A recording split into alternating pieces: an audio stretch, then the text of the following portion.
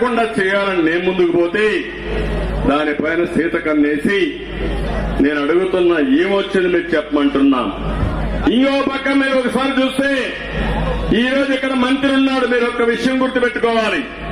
పరిగెత్తా వస్తా ఉంటాడు ఇక్కడికి. ఎందుకు వస్తాడు? మన మీద ప్రేమగా తమ్ముళ్ళు, మన గ్రెనైట్ మీద ప్రేమ.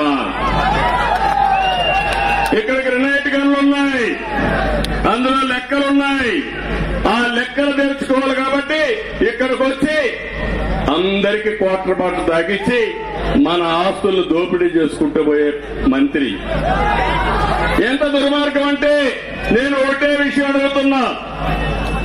ఈ వైఎస్ఆర్ కాంగ్రెస్ నాయకులకి ప్రజలకు మంచి చేయాలన్న ఆలోచన లేదు.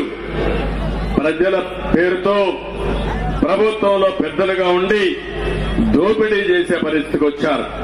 నేను అడుగుతున్నా, ఈ శాంతిపురంలో నేనే ఇక్కడికి వచ్చాను. నేను ఇక్కడికి వచ్చి క్వారీ దగ్గరికి వెళ్ళాను, ఇల్లీగల్ క్వారీ దగ్గరికి వెళ్ళాను. నన్ను పోనీయకుండా చేయాలంటే కాదని నేను బలవంతంగా వెళ్లి వీళ్లు చేసే అన్యాయాన్ని, దోపిడీని ప్రపంచం దృష్టిలోకి తీసుకొచ్చా. అంతేకాదు అధికారులకు రాశాను, చీఫ్ సెక్రటరీ రాశాను, గవర్నమెంట్ ఆఫ్ ఇండియాకి రాశాను. కొన్ని రోజులు నిలిపేశారు.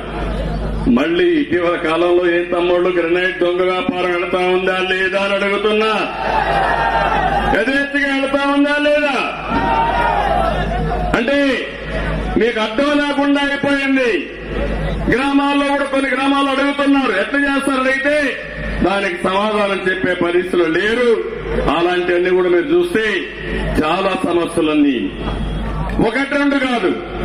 ఇంకో పక్క మీరు చూడండి, ఈ నాయకులకి 13% అందరినీ పూర్తి చేయలేరు కానీ పనులన్నీ వీళ్ళకే కావాలి.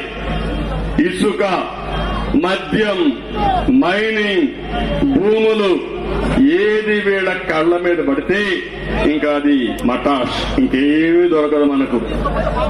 ఇంకో పక్క మీరు